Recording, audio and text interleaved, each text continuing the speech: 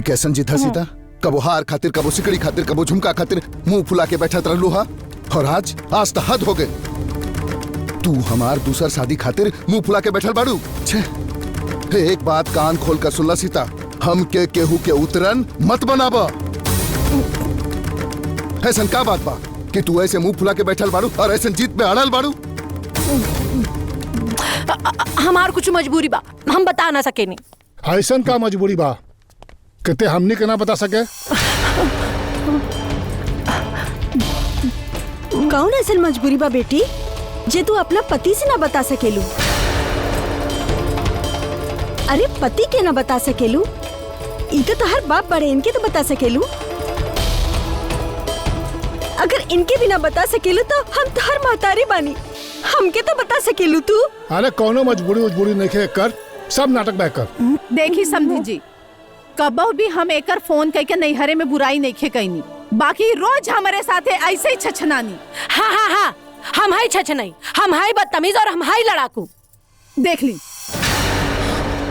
लेकिन हम जौन कुछ भी कर रहल बानी, हम अपना परिवार खातिर कर रहल बानी। रवा लोग के जो समझे के बाद समझी।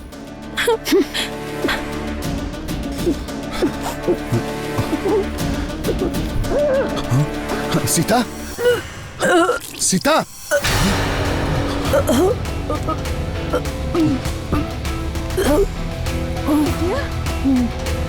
सीता,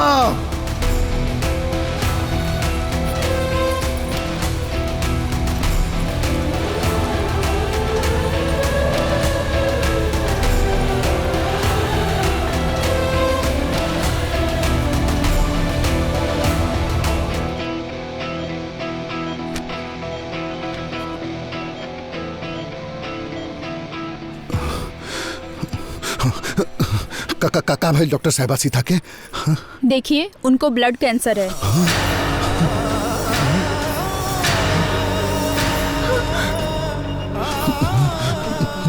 लास्ट स्टेज पे हैं वो।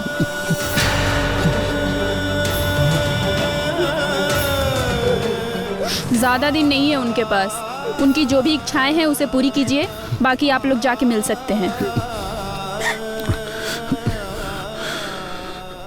चलो।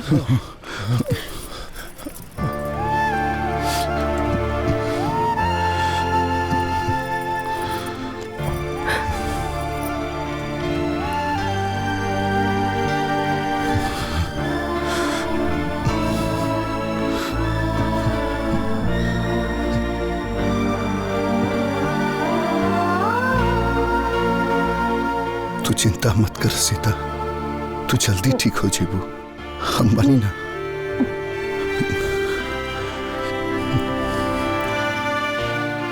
अरे तू जो चाहबू हुए हम करब, तुहार सब इच्छा हम पूरा करब। हाँ। देखी जी, यही से हम जिद करत रहनिया राउत दोसर बियाह खातिर।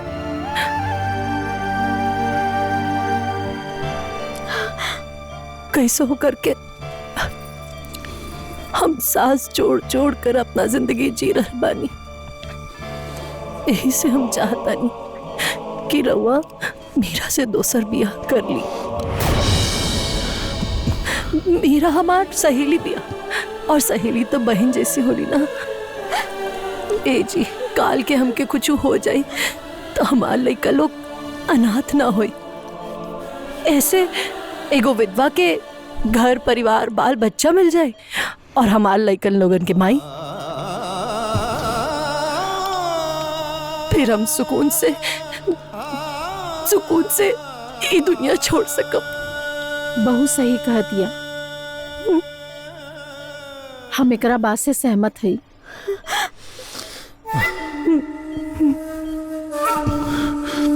ठीक बा, तू जैसा चाहबू वैसा हम करब। हम तो हार सहेली मीरा से शादी करे खातिर तैयार बानी। बस तू खुश रह।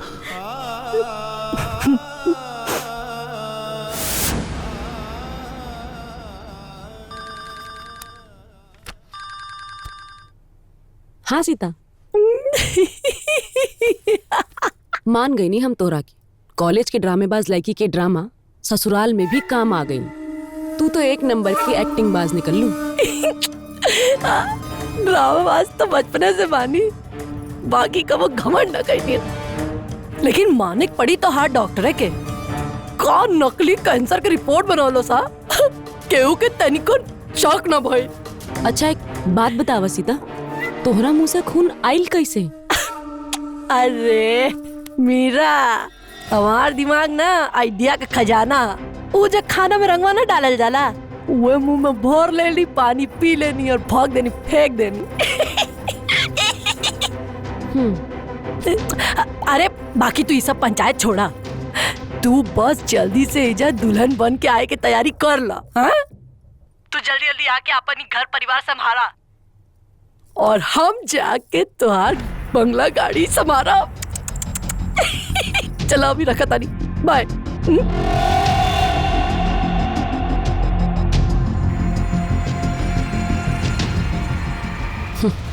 पागल लड़की।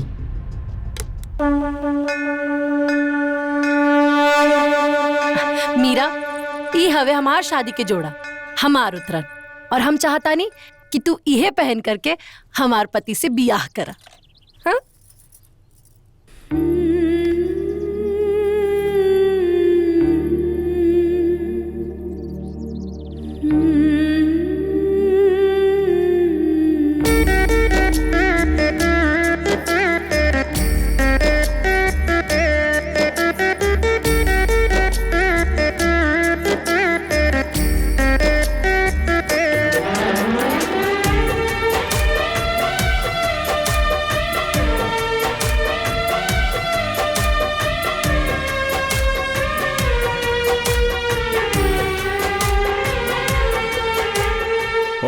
मंगलम भगवान विष्णु मंगलम गरुड़ध्वज मंगलम पुंडरीकाक्षाय मंगलाय तनोहरि वक्रतुंड महाकाय सूर्यकोटि समप्रभा निर्विघ्नं कुरु मे देव सर्वकार्येषु सर्वदा।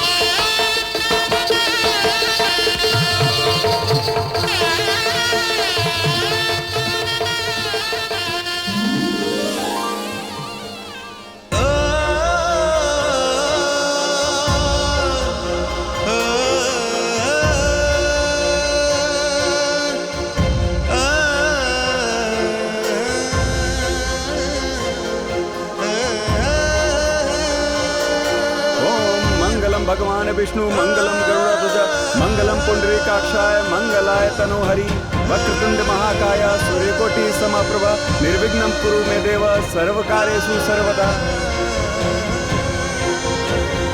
वक्रतुंड महाकाय सूर्यकोटि समप्रभा निर्विघ्नं कुरु मे देव सर्वकार्येषु सर्वदा।